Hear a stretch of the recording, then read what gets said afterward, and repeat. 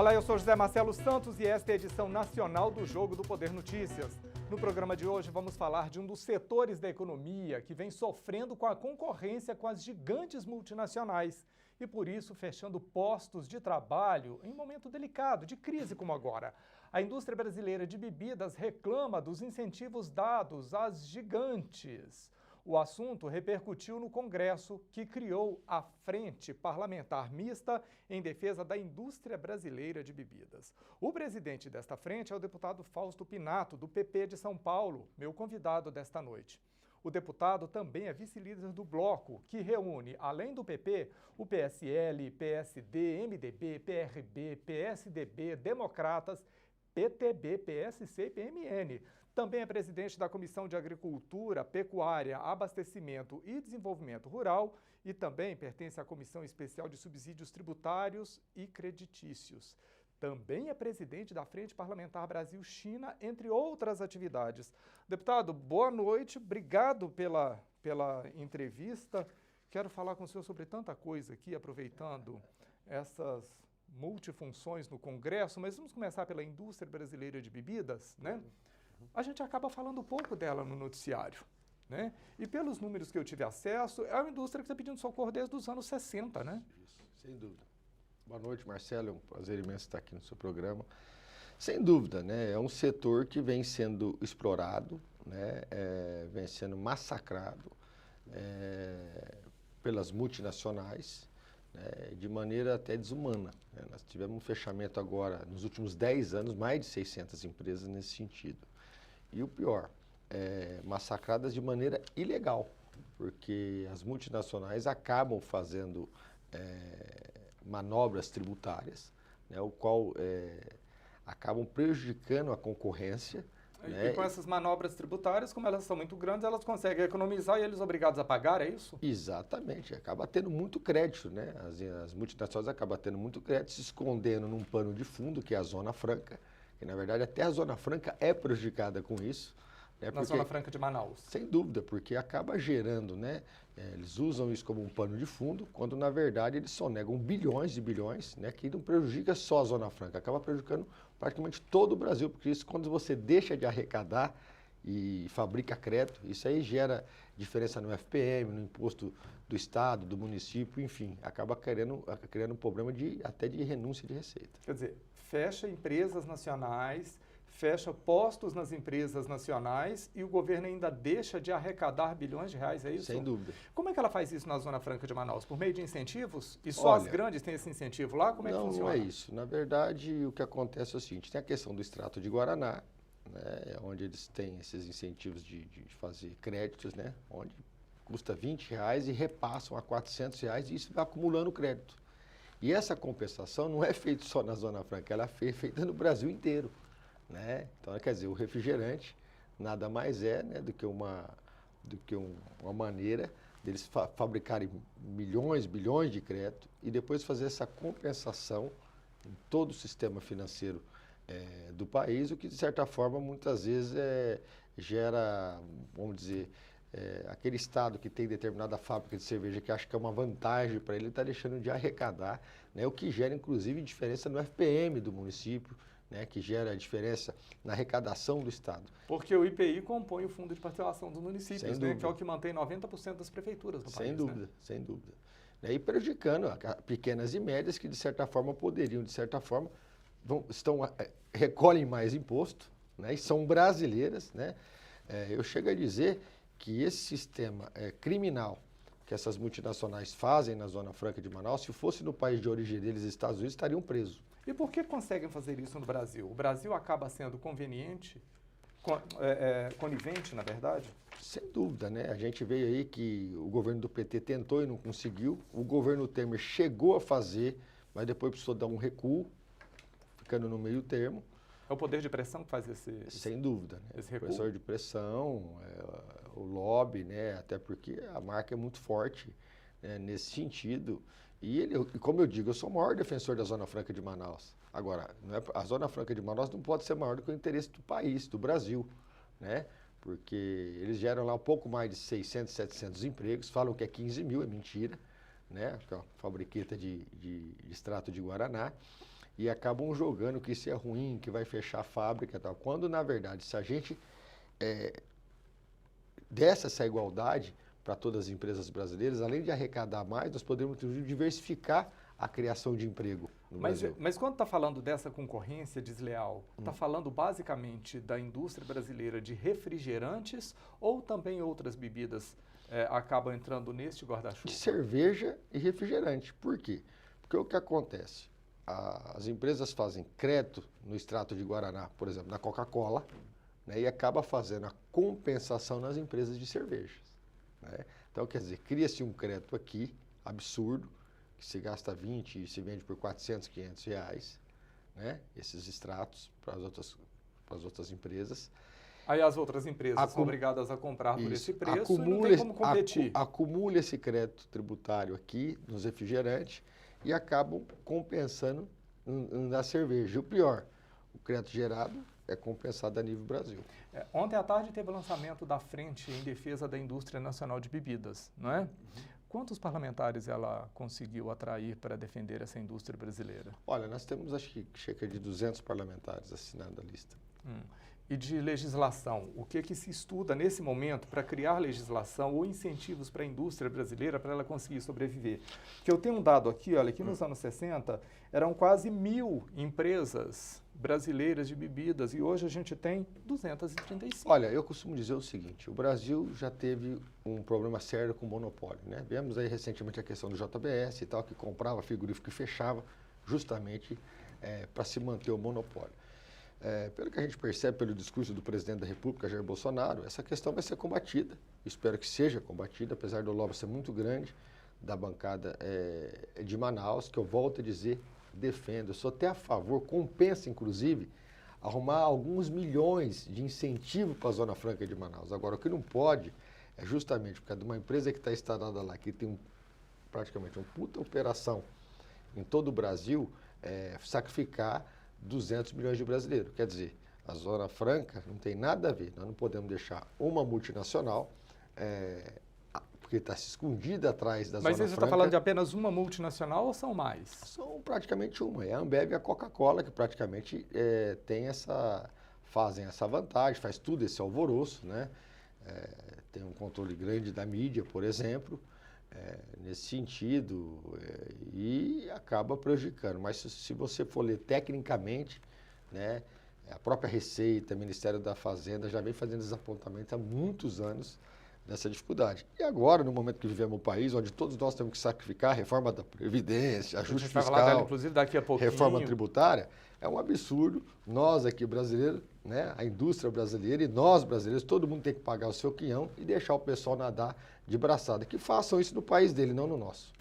O Congresso tem condição de fazer essa pressão? Porque o senhor disse que os órgãos de controle do governo já vêm fazendo esses apontamentos há muito tempo.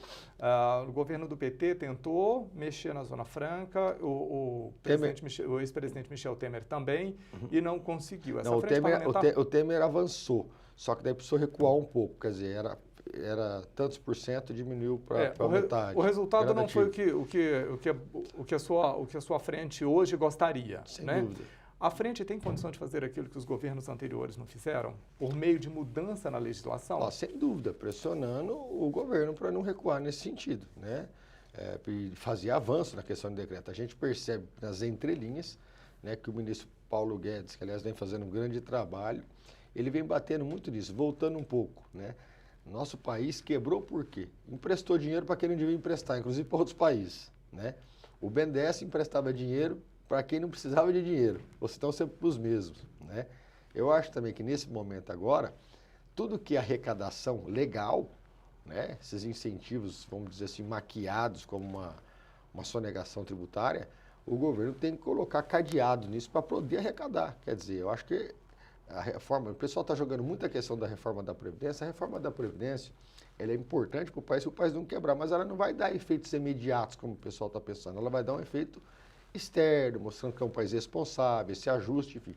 Mas algumas coisas de maneira caseira, ou seja, pontuais, né? Podem dar resultados mais rápidos. Podem dar resultados mais rápidos. rápidos. Combater a sonegação é uma dessas maneiras, Sem né? dúvida, porque aí né? é dinheiro que entra de imediato nos cofres do governo. Sem dúvida, essa compensação é absurda, dá efeito, você fazendo hoje, ela dá já efeito amanhã, né? Porque isso aí é todo dia recolhendo, né? E o governo está disposto a fazer isso, a fazer essa Olha, pressão também? nós lançamos à frente agora e com certeza vamos estar conversando com a equipe econômica, né, do ministro Paulo Guedes, fazendo uma pressão no governo para monitorar isso, porque não é justo a pressão que a gente vem sofrendo em relação à reforma da Previdência, com tanta questão de corrupção que teve esse país, muitos entendendo que é importante, outros dizendo, poxa, se tivesse tido uma gestões probas, não precisava ter chegado nesse sentido.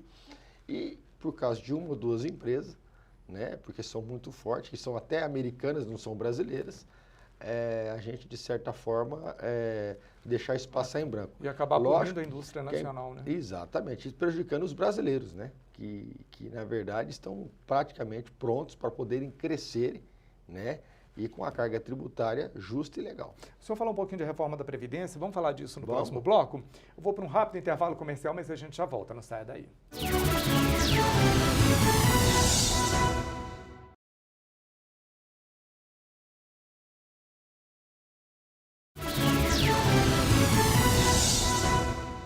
Estamos de volta com o Jogo do Poder Notícias e o assunto agora é a reforma da Previdência.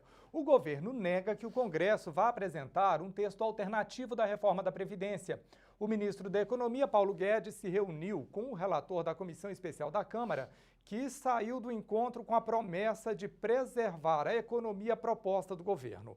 O relator afirmou que trabalha para manter a economia de R$1 trilhão projetada pela equipe econômica nas contas da Previdência com a reforma.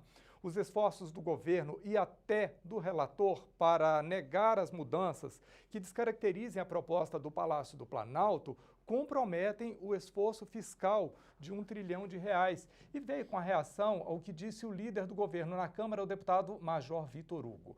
Segundo ele, os parlamentares dos partidos de centro estariam construindo um projeto diferente do apresentado pelo governo com pontos de menor resistência. Dessa forma, não só eles carimbariam a reforma com a marca do Congresso Nacional, como imporiam uma derrota ao presidente Jair Bolsonaro, que sairia enfraquecido do episódio, aumentando o poder de barganha desses partidos. Deputado Fausto Pinato, o senhor concorda com o texto que foi encaminhado pelo governo ou defende, assim como alguns parlamentares, um texto alternativo? O relator diz que não, que vai manter. Olha, o que a gente vê, na verdade, é o seguinte, pouco importa se vai ter o seu texto do governo ou o texto da Câmara. O importante é se fazer uma reforma que, de certa forma, possa fazer o país respirar, né?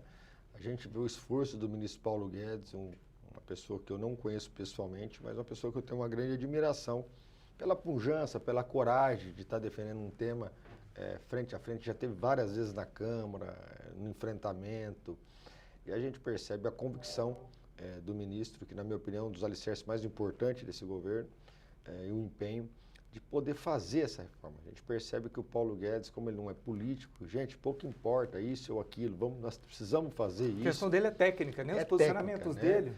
É um ministro que a gente tem que apoiar. Eu confio muito no Paulo Guedes. Por outro lado, a gente também tem que olhar a situação do Congresso Nacional, né? O Congresso Nacional aí que nunca se furtou de enfrentar esse tema. A gente vem vendo que os líderes, o próprio presidente da Câmara, Rodrigo Maia, e os líderes, enfim, conscientes da importância de fazer esse debate, de se aprovar essa reforma. O problema, na verdade, então, o problema da interlocução, né, da articulação do governo, onde gera um telefone sem fio, disse, não disse, né? Algumas pessoas até precisam de tratamento psiquiátrico, o caso do cara dos Estados Unidos, que toda hora coloca o dedo, a coisa inflama aqui, né? Tentar pegar os filhos para ficar uma semana sem fazer confusão. É Santos Cruz, é Bibiano, é a Secretaria de Comunicação, é a mulher lá do Ministério dos Exteriores. Quer dizer, alguns pilares do governo estão sendo tão egoístas e gostam tanto de sair na mídia que eles estão roubando até o protagonismo da oposição, né? Na verdade, e acaba criando uma confusão com aqueles que estão querendo, de certa forma... O WhatsApp tem sido um problema muito sério nesse Sem governo, dúvida, né? Construir uma solução. Agora, dizer que o Congresso é isso, toma lá da cá, não é nada disso. A gente vê um sistema presidencialista, aonde há uma fusão, os poderes são independentes e harmônicos, e é natural um diálogo entre o Congresso e o presidente da República. O senhor está fazendo aí uma referência indireta ao líder do governo, o deputado Vitor Hugo, que acabou disparando isso via WhatsApp, e o presidente da Câmara, Rodrigo Maia, anunciou que rompeu relações com ele. Isso tudo cria uma animosidade ainda maior entre o Congresso e o Palácio do Planalto? Mas eu acho que o Major Vitor Hugo é um coitado, foi colocado lá, um menino bem intencionado, às vezes não tem experiência que tem, mas não é uma pessoa mal intencionada. Na verdade, ele cumpre ordem de alguém, né? Precisa saber de quem que ele está cumprindo essa ordem, né? Porque a gente percebe um governo que manda um bater no outro, o deputado bater no Mourão, o outro bater, sai do próprio governo, né? Aquele sentimento de conspiração, quer dizer, uma falta de preparo psiquiátrico, psicológico e governamental. O senhor está falando que o Congresso nunca se furtou a debater esse tema, né? Nunca. E nesse momento a gente está tendo o ensaio de um movimento, de uma manifestação, que deve acontecer agora neste domingo, em apoio ao governo e para pressionar justamente o Congresso Nacional a andar com as reformas, né? O que o senhor pensa desse movimento? Olha, eu acho esse movimento arriscado, desnecessário, né? Arriscado por quê? Arriscado porque, às vezes, o pessoal acha que está mais importante que estão, né? E isso aí, de certa forma, pode criar uma celeuma, porque eu estou vendo falar muito do Centrão. Por exemplo, o presidente Bolsonaro foi a vida inteira do Centrão e foi independente. Eu sou do Centrão. Quer dizer, quando ele fala Centrão, ele está querendo dizer o quê? Agora, ele tem ministro que é do Centrão, ele tem ministro do PMDB, ele tem ministro do DEM, ele tem um monte de ex-deputado pendurado na articulação do ônibus que é do Centrão. Quer dizer, dá a impressão que o Centrão é todo mundo ruim, né? Isso machuca, isso inclusive está fazendo deputados, de certa forma, reavaliar algumas posições do governo, não da reforma. Porque nós, lá dentro, nós temos muito mais responsabilidade e consciência do que o próprio governo, né? Do que o próprio ministro da Casa Civil, que está errando muito na articulação, do próprio presidente da República, que às vezes fala uma coisa de manhã, quando é da hora do almoço ele muda, né? Muito zap, é muita fofoca, é teoria da conspiração. Quer dizer, na verdade, está precisando centrar o governo, né? E eu percebo que está tendo uma divisão de propósito dentro do governo, né? A gente percebe os militares, que estão surpreendendo no governo, né? De forma harmônica, coerente e tal. Olavo, os filhos e tal. Você precisava sentar numa mesa, né? E algumas divergências se resolver numa mesa, não ficar postando no Twitter, criando crises desnecessárias, né? Crises que, de certa forma, afetam o país. O Brasil não é de vocês, não, o Brasil é de todos nós. E aqui não é monarquia, não, o sistema é presidencialista. Eu votei, foi no presidente Bolsonaro, né? Não votei nos filhos, né? Não votei nos ministros, não votei nos militares. Quer dizer, realmente tem que assumir essa liderança. E o diálogo, ele é plausível na questão. Agora, não pode de certa forma, querer ser covarde, né? De querer jogar toda a responsabilidade no Congresso, né? Eu vejo falando assim, mas não pode indicar cargo, o que é cargo? Só uma coisa, quem indicou cargo nesse governo foi o louco do Olavo de Carvalho dos Estados Unidos, os filhos podem indicar, os militares podem indicar, quer dizer, ex-deputados praticamente estão tudo em volta do ministro Onyx Lorenzoni, né? Pessoas que perderam a eleição agora e estão praticamente segurando as suas bases, quer dizer, tem boatos aí de deputados, não sei se é verdade, praticamente quem tem mais cargo no governo é o pessoal do Rio Grande do Sul e do Mato Grosso do Sul, justamente onde tem os 4 ministros civis, né? É algumas pontuações que tem que ver, e não é só cargo, não. Alguma obra importante que vai ter no seu estado, né? Algum benefício que vai ter no seu estado, conversar com a bancada desse estado, quer dizer, isso aí faz parte da democracia. Eu fui eleito pelo povo para fazer lei, fiscalizar e também levar recursos para a minha região. Levar benefício, por meio ambulância. De emendas, por meio de indicação de obras importantes. Aí fica né? Nesse discurso vazio de Twitter, preso em campanha, que não vai dar certo. Estou falando, não vai dar certo. Isso aí pode dar certo agora, daqui a pouco e tal. A hora que não voltar, a hora que nós não tirar os 15 milhões de desempregados da rua, entendeu? Esse vento sopra ao contrário. Menos Twitter e Facebook, vamos governar em cima de dados técnicos, legais. O Brasil chegou num momento, por exemplo, é tanta ideologia que o próprio presidente e o ministro das Relações Exteriores atacou a China. Eles falam que não, mas atacou a China, né? Atacou a China, que praticamente faz toda a diferença do agronegócio. Então a gente prepara assim, um despreparo muito grande, outro muito encantado. Eles encanam com uma coisa. O Trump foi lá, fez um puta discurso, voltou com boné, não voltou com nada de efetivo. Então vamos acordar. Eu falo isso com dor no coração, porque eu quero que o governo dê certo. Eu sou Bolsonaro, vou trabalhar o que for possível para o Bolsonaro. Né? No sentido agora, de dar sustentação ao governo para que por outro o governo lado, dê eu certo, não vou concordar com loucura, eu não vou concordar com teoria de conspiração, eu não vou concordar com toda hora o filho errar uma vez, duas, três, eu tenho um filho, é duro, né? A gente protege e tal, mas coloca de castigo, fica quietinho, para de falar, entendeu? Criando crises desnecessárias. E, de certa forma, isso está prejudicando o governo. Porque como o pessoal já percebeu que o Olavo tem muita influência, que o filho tal tem muita influência tal, o ministro, muitas vezes, que é um técnico, que é um cara preparado, fica com medo de impor, muitas vezes, alguma política racional, com medo de desagregar e daqui a pouco... Aí sofre uma derrota pública e aí pode acabar desgastando a pasta. E daqui a pouco vem um fake news, uma coisa desse grupo aí, querendo, de certa forma, denegrir. Até armaram um zap do Santos Cruz, é um absurdo. E isso acaba comprometendo a reforma da Previdência, que a gente começou a falar dela no início do bloco? Eu acho que não acaba só comprometendo a reforma da Previdência, eu acho que acaba comprometendo a credibilidade, a austeridade e o equilíbrio que um governo tem que ter. Porque direita, esquerda e centro sabem, é preciso fazer reforma da Previdência. Na verdade é o seguinte, com todo respeito, o que acabou com isso foi a ideologia.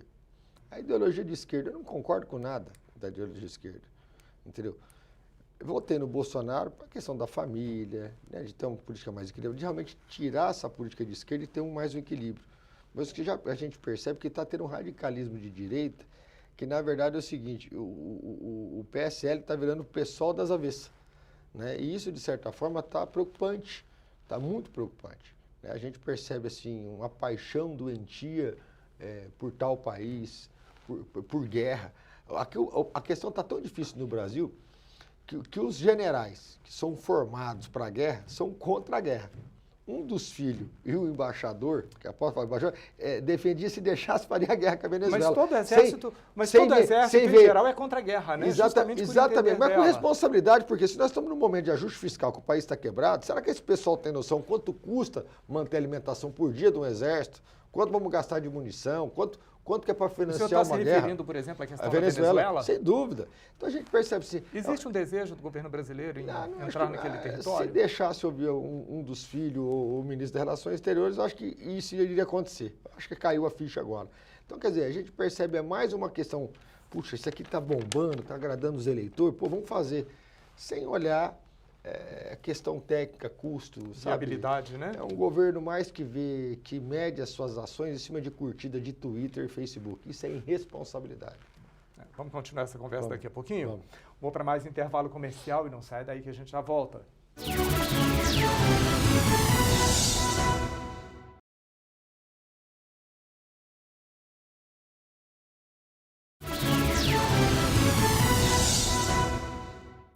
O Jogo do Poder Notícias está de volta agora para falar de administração pública e também de salário de servidores.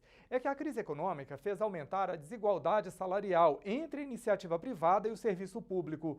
Um levantamento do IBGE mostra que os servidores públicos já ganham quase o dobro dos trabalhadores da iniciativa privada. De acordo com o estudo, o salário médio dos empregados da iniciativa privada gira em torno de R$ 1.960.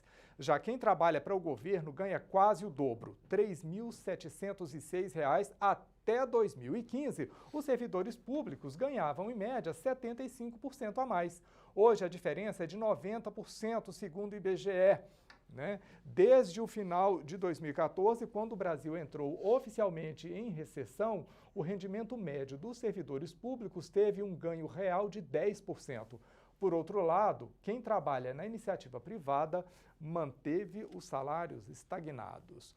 A perda do poder de compras afetou principalmente aqueles que entraram para a estatística dos desempregados e foram empurrados para a informalidade.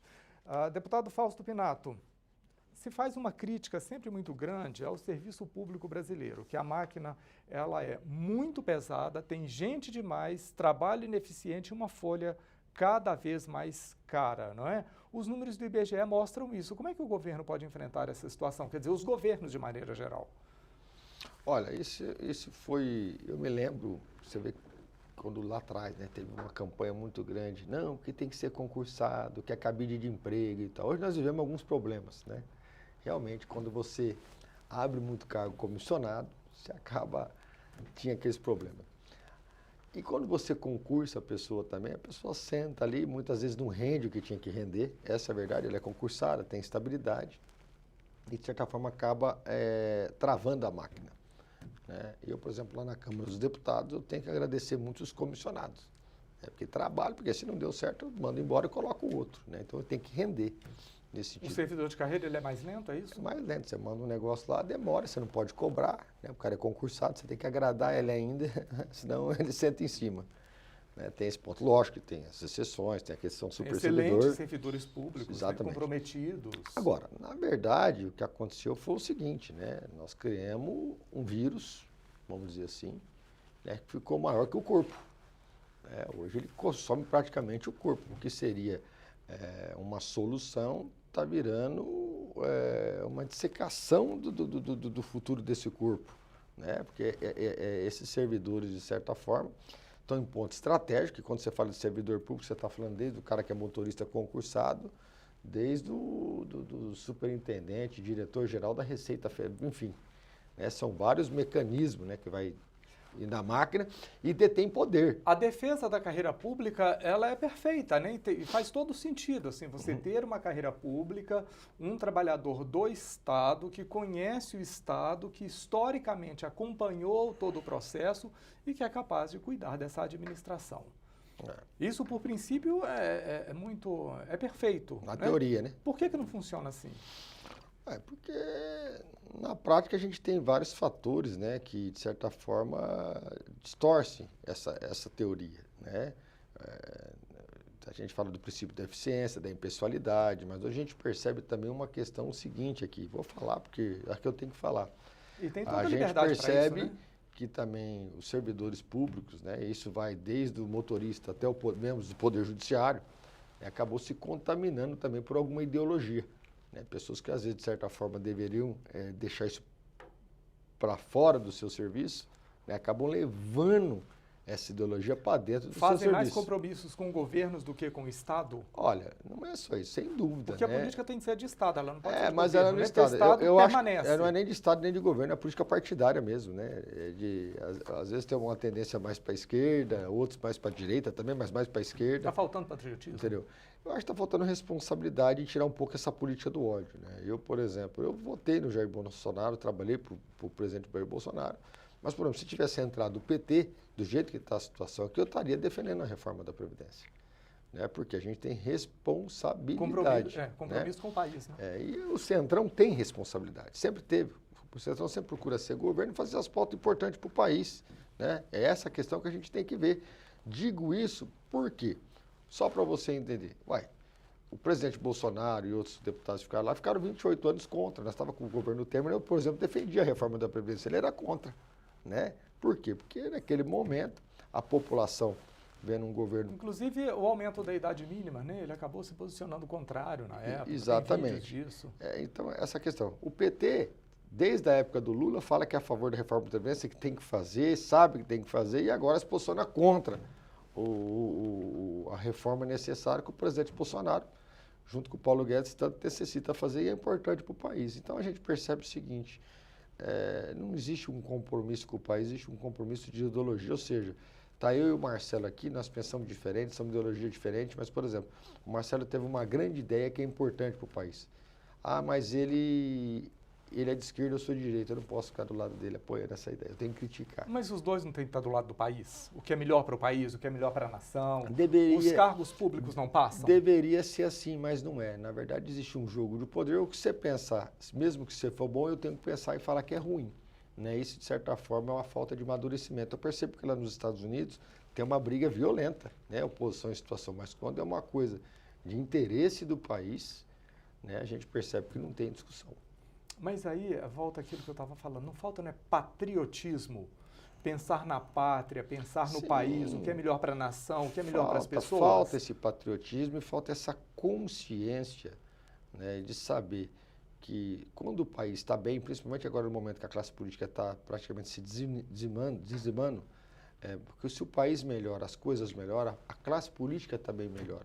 E talvez esse embate de irresponsabilidade sem ter razão, isso, de certa forma, enfraquece todos nós e principalmente o sistema democrático. Quando o senhor fala de desgaste da classe política, voltando a falar sobre um assunto que a gente começou no bloco anterior, que era sobre as manifestações para esse domingo, é uma manifestação para pressionar a classe política, para pressionar o Congresso Nacional, não é?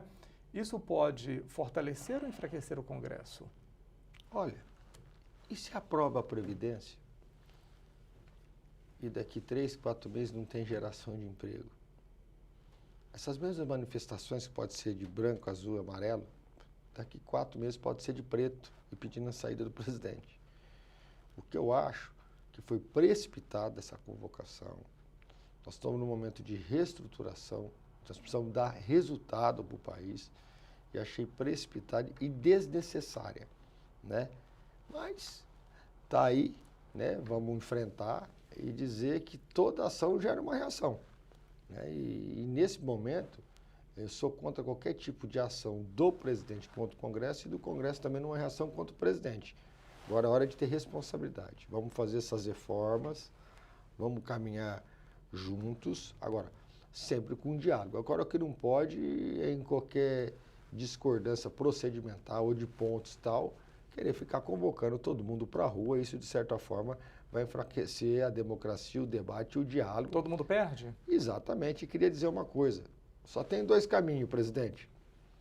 Ou dialogar com o Congresso e mudar o regime do sistema brasileiro, que hoje é presidencialista, ou dar um golpe militar. Eu não acredito em golpe militar, até porque nós temos um capitão do Exército como presidente, um vice que é general, e vários generais em pontos estratégicos do governo, que aliás estão dando um show. Quero dar os parabéns aqui aos ministros generais. O senhor teceu críticas à articulação do governo, né? Citou aqui nominalmente o ministro Lorenzoni. Né? E com relação ao presidente da Câmara, ele está fazendo o papel de um grande articulador nesse momento. Né? Olha, ele, na verdade, o Rodrigo Maia está sentindo o peso da responsabilidade. Ou seja, puxa vida, eu vou ter que me mexer nisso daqui, porque não adianta ficar olhando o erro do governo e tal. Vejo o Bolsonaro uma pessoa maravilhosa, um cara simples, totalmente bem intencionado, né? Eu acho que o Onyx Lorenzoni, que está ali do lado, é o cara que deveria fazer esse meio de campo com mais maestria, né? Mas a gente percebe que, na verdade, é o seguinte, não é só o Rodrigo Maia, eu e todos os outros, independentes, se não tiver nada, se o governo não atender nem nós no Palácio, existe patriota também, que está se importando com o país. Eu vou trabalhar pela Previdência, vamos trabalhar pela tributária, por um ajuste fiscal, porque nós pensamos no nosso país. Ele foi eleito pelo povo, eu também fui eleito pelo povo. E não adianta ele dizer que teve tantos milhões de votos e tal, o Congresso também teve tantos milhões de votos, querendo ou não, tanto situação como oposição. É o sistema que aí está e é o sistema que tem que ser respeitado, sob pena de atentado ao Estado Democrático de Direito e à democracia que tanto amamos. Vamos falar de acesso a armas, agrotóxicos e também de relações internacionais no próximo bloco? Vamos. A gente vai para um rápido intervalo comercial, mas já volta, não saia daí.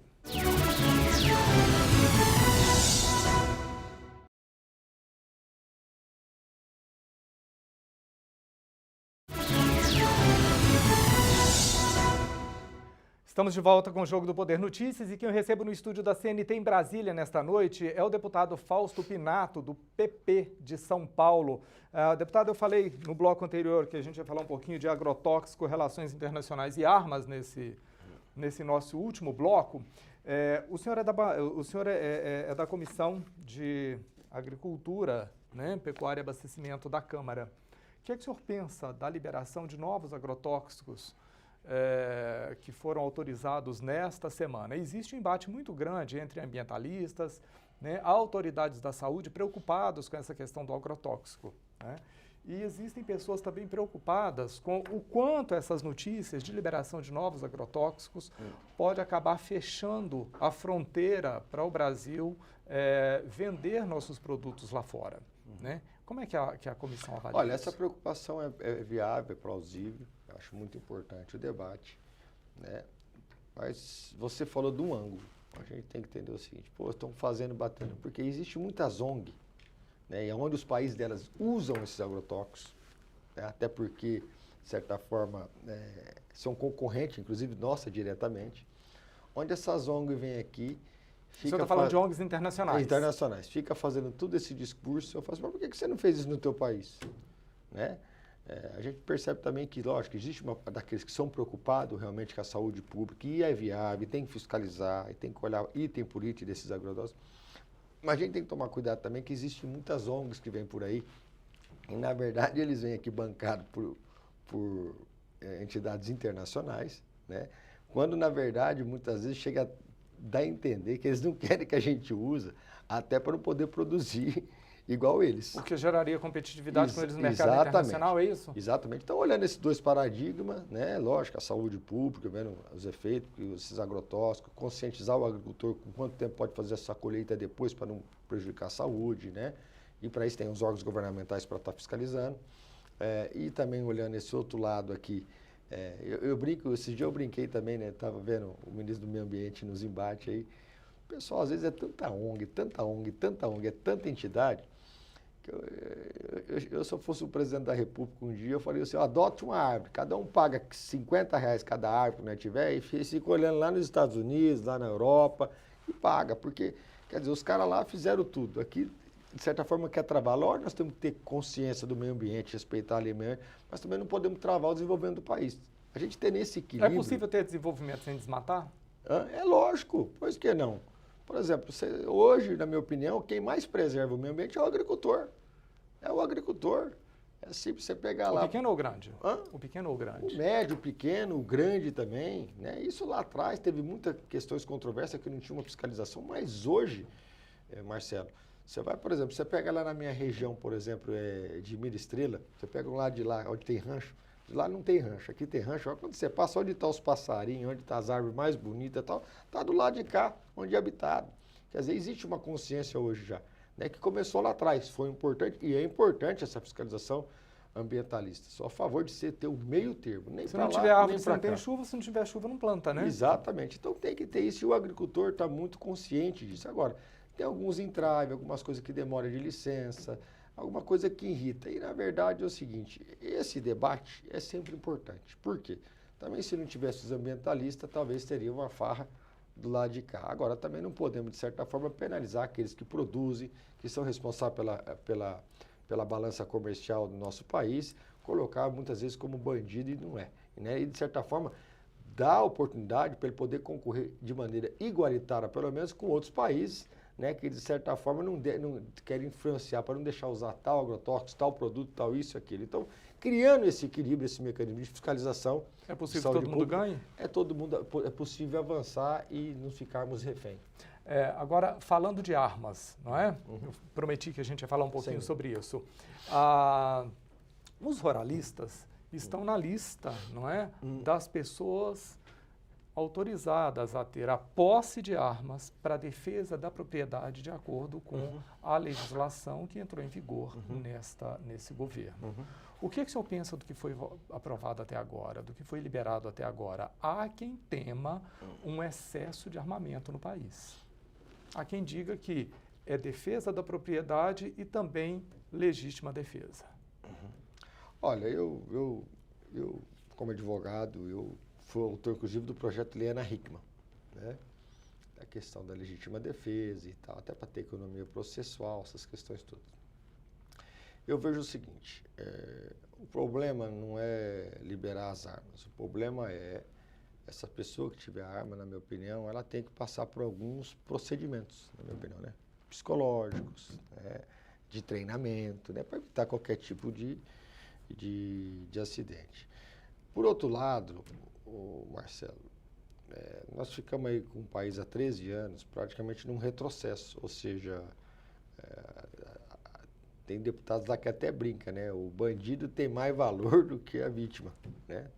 Tem indenização. O senhor está falando do Estatuto do Desarmamento?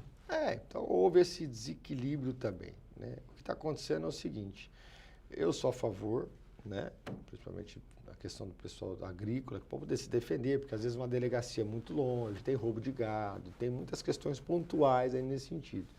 Agora, sem dúvida, o Estado tem que criar mecanismo, né, para poder estar fazendo essa avaliação, esse mecanismo, como vai ser feito esse porte de arma, para quem vai ser liberado, né? Não podemos sair aí dando arma para uma pessoa que tem algum antecedente, alguma tendência mais homicida. É preciso mais critérios, é isso? Eu acho que é preciso ter mais critérios nesse sentido, mas eu sou a favor da liberação e entendo que uma pessoa entrar na minha casa ou na minha propriedade sem tocar campainha, sem ser convidado e estiver armado e tal, eu tenho... Aliás, eu não tenho direito, eu tenho um dever de defender minha vida e da minha família. Tá. Agora vamos falar um pouquinho de relações internacionais, Vamos. né? Relação Brasil-China andou um pouquinho abalada depois da visita do presidente aos Estados Unidos, não é? E o senhor é um defensor, né? É da Comissão Brasil-China, é um defensor do aprimoramento das relações internacionais.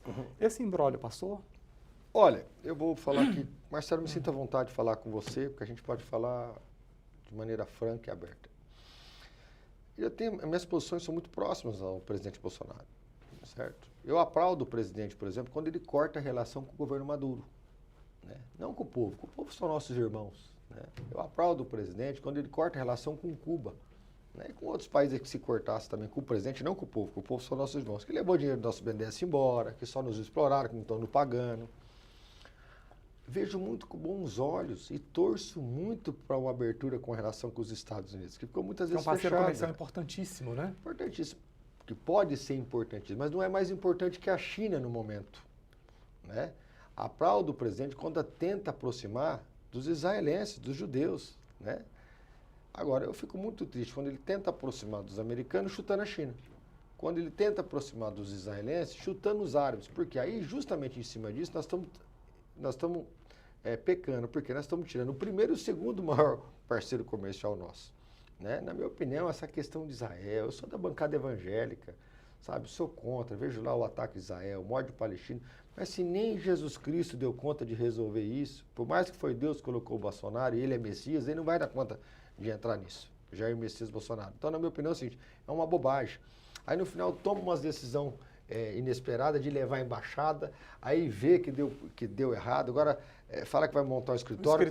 No final não agrada nem a bancada evangélica, arrumou problema com deputados, inclusive eu estava com o deputado Ricardo Zar, que é árabe, que é do lado do Bolsonaro, está chateado, né, por causa disso. Quer dizer, fica no meio do caminho. E contra dados não tem argumento. Se um país é monarquia ou comunista, eu sou de direita, mas está dando lucro para o meu país, está ajudando o agronegócio, vamos parar de olhar isso. O comerciante não pode escolher o cliente, né? Exatamente, essa ideologia não pode... Aliás, essa ideologia dentro do país já está errado. Ultrapassando fronteira é irresponsabilidade, inclusive do ministro das Relações Exteriores, o qual já me prometeu que vai recuar, que já está recuando em relação à China, ele vai estar na comissão semana que vem, em relação às áreas, para nós passar um pano. E por quê? Marcelo, nosso país é um país de bem, nosso país não gosta de guerra. Sempre fomos simpáticos, Nosso país é formado por portugueses, espanhóis, italianos, enfim. Nós somos um país de todos. Nós somos um país dos judeus, dos árabes, dos chineses, dos americanos, dos japoneses.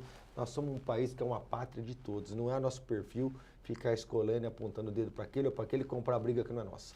Deputado, quero muito te agradecer pela entrevista, muito bom te receber aqui, obrigado, viu? Marcelo. A você, muito obrigado pela audiência e pela companhia. Para rever esta e outras edições do nosso programa, é só acessar facebook.com/Jogo do Poder Nacional. Eu fico por aqui, mas eu te espero na quinta às 11 da noite. Até lá.